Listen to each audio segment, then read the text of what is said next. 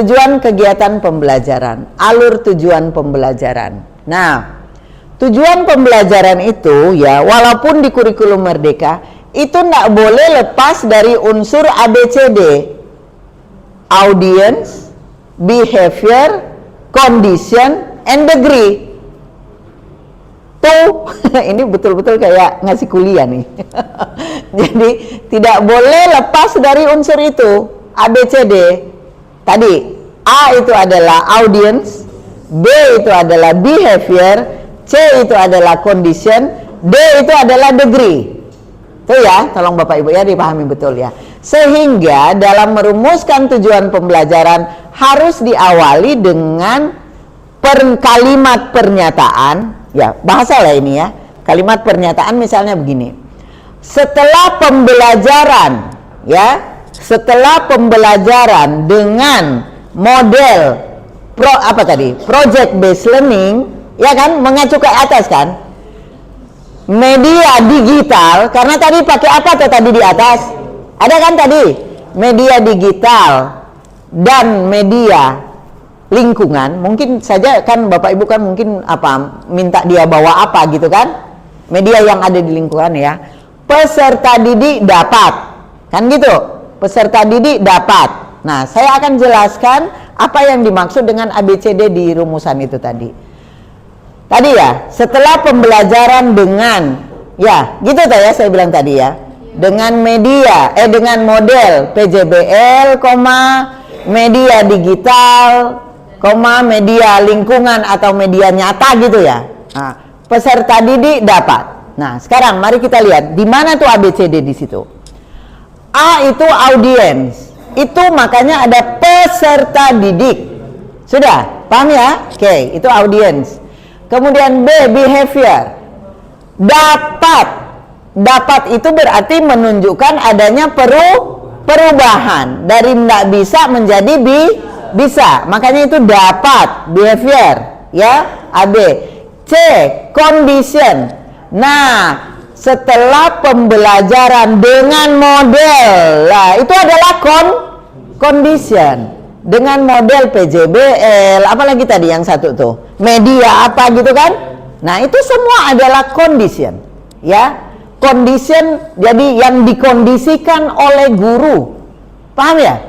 Nah, itu ya condition. Baru degree. Nah, degree itu ada lagi nih tadi, setelah pembelajaran, bukan setelah mempelajari ya, setelah pembelajaran dengan model PJBL ya, peserta didik dapat pembelajaran dengan model PJBL, apalagi saya bilang tadi, media digital gitu ya, media digital dan media lingkungan atau nyata gitu ya, mungkin media konkret gitu ya, apa gitu ya.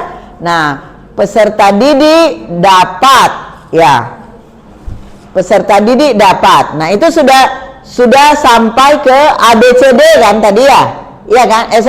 Degree belum, ABC ya. Peserta didik dapat titik 2, langsung titik 2. Peserta didik dapat titik 2. Dapat titik 21. Nah, sekarang kita lihat tadi materinya apa tadi? Kedudukan dan apa Pancasila tadi? Satu, menyebutkan pengertian. Ini ya, satu menyebutkan pengertian apa tadi? Kedudukan ya Pancasila dengan benar. Ya, dengan benar ini menunjukkan karakter ini yang Bapak Ibu mesti tahu nih, ya. Jadi dengan benar ya, itu yang menunjukkan karakter ketelitian. Nah, degree-nya ini karena nanti berurutan. Degree kan berarti apa? Mana bahasa Indonesia? Bahasa Inggris. Degree kan berarti tingkatan kan? Berarti dari berpikir rendah sampai berpikir tinggi. Makanya rendahnya dulu nih, menyebutkan pengertian kan? Nah, baru nanti kedua misalnya menjelaskan. Nah, itu mulai, itu kan ada degree-nya kan? Paham nggak? Nah, jadi kedua misalnya menjelaskan perbedaan apa nih? Misalnya menyebutkan pengertian kedudukan Jangan dipakai dan ya di situ. Di dalam rumusan satu tujuan itu tidak boleh lebih dari satu aspek perubahan perilaku. Makanya di sini kalau memang mau pakai lagi menyebutkan pengertian kedudukan Pancasila, menyebutkan pengertian fungsi Pancasila dengan benar. Nah, baru yang nomor 3 itu mulai meningkat dia. Degree-nya kan, makanya kan ada degree. Menjelaskan perbedaan kedudukan dan fungsi Pancasila dengan benar. Nah, gitu ya. Baru ketiga sekarang. Keberapa? Keempat ya? Yang kedua masih menyebutkan pengertian kan? Nah, oke.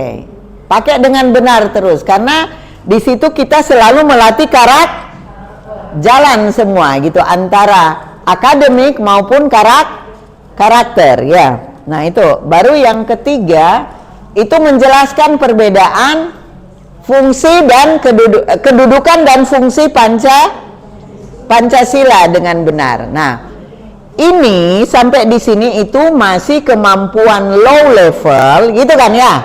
Iya kan? Tetapi literasi karena diminta untuk mendeskripsikan. Makanya ini apa topik kita hari ini kan? Supaya Bapak Ibu bisa mencapai ini gitu. Nah, sekarang kita mulai masuk ke numerasi. Jadi jelas di rumusan tujuan itu menunjukkan akan mencapai kemampuan literasi dan numerasi pembelajaran itu. Baru sekarang kita ke perbedaan kedudukan dan fungsi Pancasila dengan benar. Oke.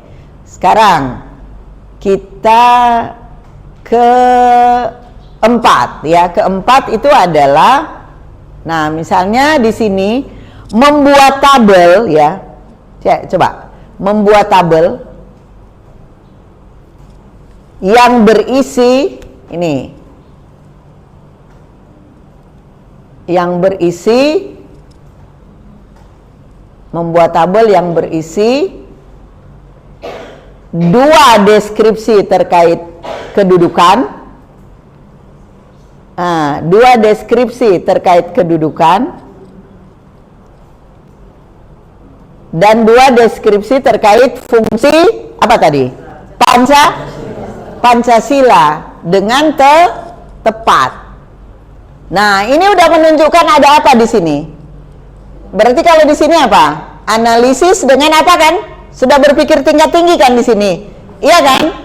Jadi di sini karena di sini sudah ada apa? Analisis apa tadi? Yang di level tinggi. Nah, analisis, evaluasi dan create. Karena ini kenapa create? Membuat tabel. Iya kan? Lalu misalnya kenapa ada evaluate? Karena dia mampu memilah mana yang fungsi, mana yang kedudukan. Iya kan? Lalu analisis pun pasti dia harus menganalisis dulu kan, baru dia bisa memilah kan. Dia bisa mengevaluasi, oh ini loh yang masuk kedudukan, ini yang masuk fungsi. Paham enggak sekarang Bapak Ibu? Nah, di sini itu adalah kemampuan literasi dan numerasi. Makanya akan kelihatan di tujuan pembelajaran kalau Bapak Ibu akan memfasilitasi itu. Paham sekarang? Ya, dan melalui ini di profil pelajar Pancasila pasti betul kan? Akan mencapai apa tadi? Kemampuan kritis dan kreatif kan? Iya kan? Dan mandi. Nah, lalu lanjut lagi. Yang kelima itu adalah misalnya menghasilkan produk ya. Ini ya, menghasilkan produk karena PJBL kan? Project based learning. Berarti harus ada produk kan? Nah, ini harus ini betul-betul yang Bapak Ibu harus ini. Menghasilkan produk disesuaikan dengan misalnya dengan gaya belajar, misalnya loh ya, menghasilkan produk disesuaikan gaya belajar terkait hasil identifikasi masalah dan solusi terkait penerapan konsep apa nih? Kedudukan dan fungsi Pancasila dalam kehidupan sehari-hari. itu begitu kalau membuat rumusan tujuan pembelajaran sehingga betul-betul ABCD itu masuk. Paham ya? Karena coba lihat, degree-nya kan dari low level menuju high level kan? Dan kalau Bapak Ibu membuat begini, maka betul-betul Bapak Ibu menciptakan generasi emas. Iya kan? Karena mereka akan mencapai begini kan? Ya. Oke ya, nah itu kira-kira seperti itu. Nah cukup tujuan pembelajaran itu sampai di situ gitu ya, yang terkait itu. Nah tolong nanti dimaknai di ini yang lain, tapi nanti kan dipresentasikan. Nah jadi cukup itu ya. Jadi ini maksudnya produk. Jadi kalau misalnya gaya belajar visual atau mereka kolaborasi, bisa mereka menghasilkan video. Nah tentunya yang visual mungkin yang mengonsep isinya apa saja gitu kan. Nah si auditori mungkin yang nanti menjadi pengisi suaranya gitu kan. Kan bisa begitu kan. Baru si kinestetis mungkin yang mengatur pergerakan apa gitu kan. Nah itu contohnya bahwa Bapak Ibu berdiferensiasi dalam hal materi karena ada video pembelajaran, berdiferensiasi dalam hal konten, proses itu karena mereka berdiskusi bercampur antara visual auditori dengan paham penuh, paham sebagian dan sebagainya macam. Lalu produk ini menghasilkan ini adalah berdiferensiasi dalam hal produk. Kan 3 hal itu tadi. Paham sekarang? Oke, silakan.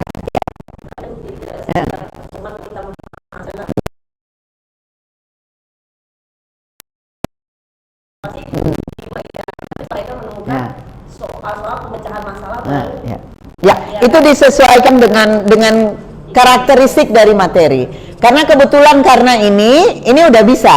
Karena dia bisa itu jadi bisa setiap tinggal ini kan bisa Bapak Ibu atur di pertemuan. Mungkin pertemuan pertama baru sampai di mana dari tujuan ini kan begitu kan. Nah kemudian pertemuan kedua sampai mana gitu kan, pertemuan ketiga sampai mana. Paham sekarang ya? Jadi tidak harus tetapi kalau bisa tujuan pembelajaran seperti ini. Karena kalau kita seperti ini maka pencapaian dari low level sampai high level kan terjadi kan ini. Ya, penerapan ilmu kontekstual itu jalan di sini juga. Iya kan? Disesuaikan dengan lingkungan kehidupan. Dan di sini udah kelihatan bahwa dari memaknai konsep sampai cara menggunakan itu dalam kehidupan sehari-hari